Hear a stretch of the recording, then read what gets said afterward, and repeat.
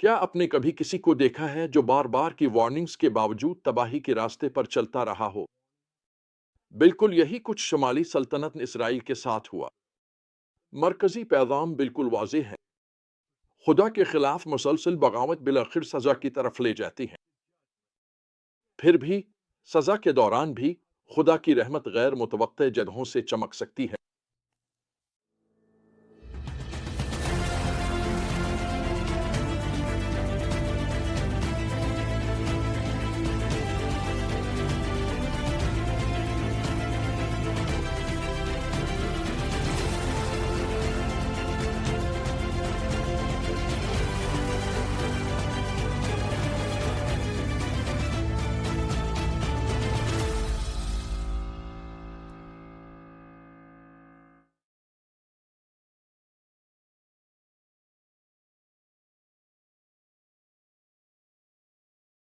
تاریخی پس منظر افسوسناک ہے۔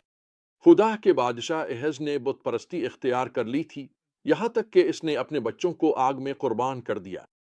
ادھر شمالی سلطنت اسرائیل، جو پہلے ہی خدا کی سزا کے تحت تھی، نے یہودہ پر حملہ کیا اور 2 لاکھ قیدی لے گئے۔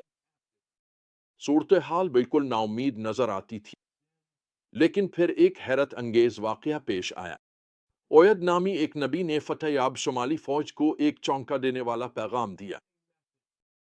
کیونکہ خداوند تمہارے باپ دادا کا خدا یہودہ سے ناراض تھا، اس نے انہیں تمہارے ہاتھ میں دے دیا، لیکن تم نے انہیں ایسے قہر و غضب سے قتل کیا جو آسمان تک پہنچتا ہے۔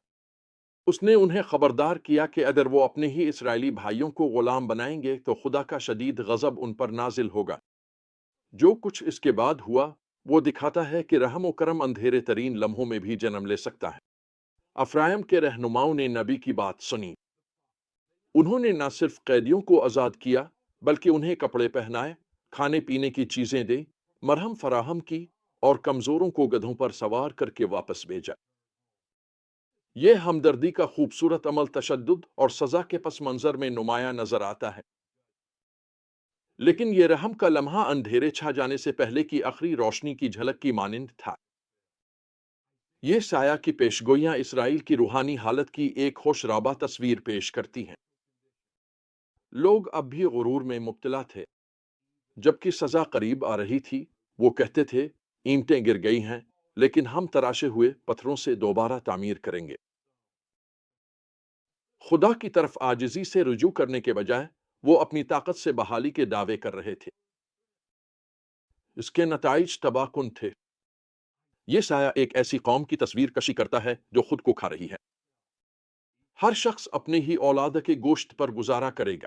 منسی افرائم کو کھائے گا اور افرائم منسی کو، اور دونوں مل کر یہودہ کے خلاف پلٹ پڑیں گے۔ بار بار دہرایا جانے والا جملہ، پھر بھی اس کا غضب ٹلا نہیں، اس کا ہاتھ اب بھی بلند ہے۔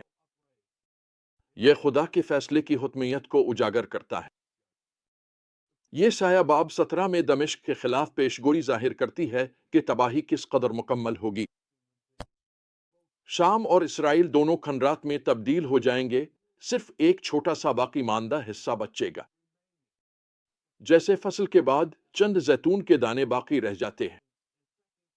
آخر کار 2 سلاطین 15 تا 29 میں ہم انجام کی شروعات دیکھتے ہیں، جب اسوری بادشاہ نغلت نلصر اسرائیل کے بیشتر علاقوں پر قبضہ کر لیتا ہے اور اس کے لوگوں کو جلاوطن کر دیتا ہے۔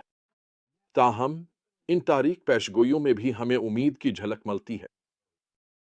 یہ سایہ باب 63 ہمیں خدا کے کردار کی یاد دلاتا ہے۔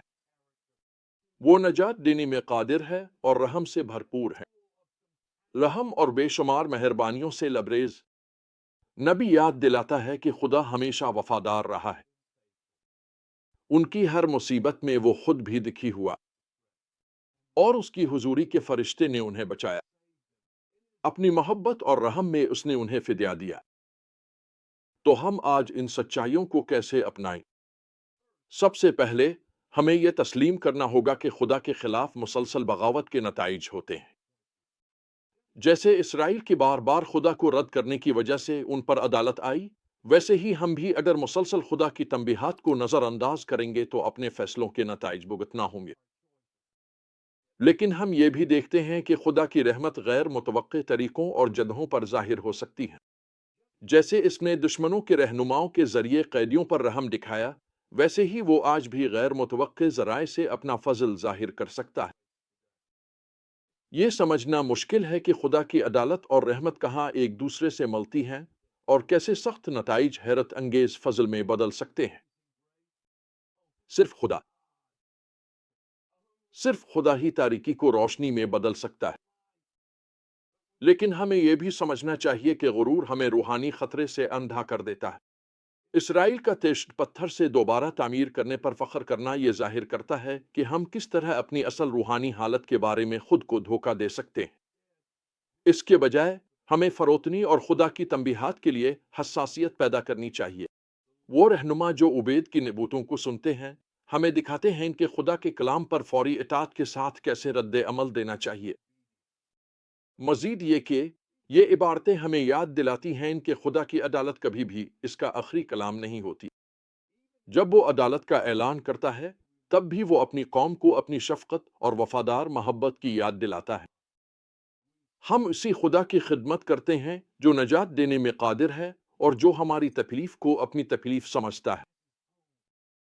جب ہم اپنے اعمال کے نتائج بھگتتے ہیں تب بھی توبہ کر کے اس کی طرف رجوع اور اس کی رحمت پر بھروسہ کر سکتے ہیں۔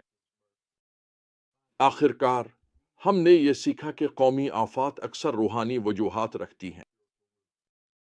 اسرائیل کا سیاسی اور فوجی زوال بالآخر ان کی روحانی بغاوت کا نتیجہ تھا۔ یہ ہمیں چیلنج دیتا ہے کہ ہم اپنی معاشرتوں کا جائزہ لیں اور روحانی تجدید کے لیے دعا کریں، یہ جانتے ہوئے کہ ہماری سب سے بڑی ضرورتیں سیاسی یا معاشی نہیں بلکہ روحانی ہیں۔ اسرائیل کے زوال کی کہانی ہمارے لیے ایک انتباہ بھی ہے اور ایک حوصلہ افزائی بھی۔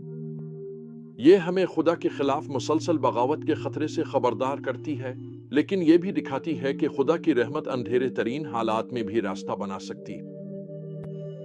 ان سب حالات میں بھی وہ نجات دینے میں قادر رہتا ہے اور سچی توبہ پر شفقت اور فدیہ کے ساتھ جواب دینے کے لیے تیار ہوتا ہے۔